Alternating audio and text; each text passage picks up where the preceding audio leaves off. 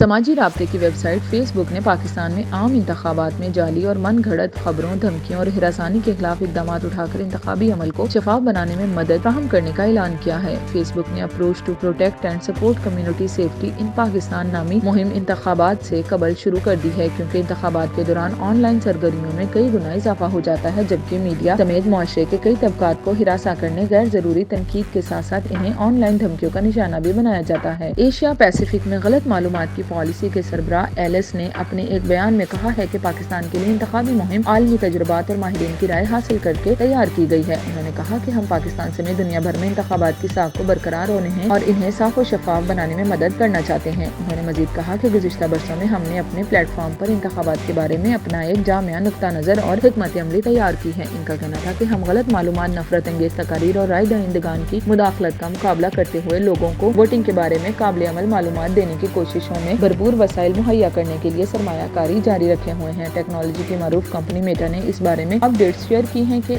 اس programme کے ذریعے کس طرح پاکستان میں آئندہ ہونے والے عام انتخابات میں پاکستانی کمیونٹی کو سوشل میڈیا پر تحفظ فراہم کرنے میں مدد ملے گی۔ پیغام میں کہا گیا ہے کہ پاکستان کے عام انتخابات کے حوالے سے اٹھائے گئے ان اقدامات کے طور پر ایک انتخابی آپریشن ٹیم کی تشکیل اور نقصان دہ مواد سے نمٹنے کے لیے مضبوط پالیسیاں تیار کی گئی ہیں تاکہ غلط معلومات کو پلیٹ فارم پر روکا جا سکے، سیاسی اشتہارات کے لیے شفافیت میں اضافہ کیا جا سکے، نیز ڈیجیٹل خواندگی اور شہری تعلیم کے پروگراموں کو بھی آگے بڑھایا جا سکے۔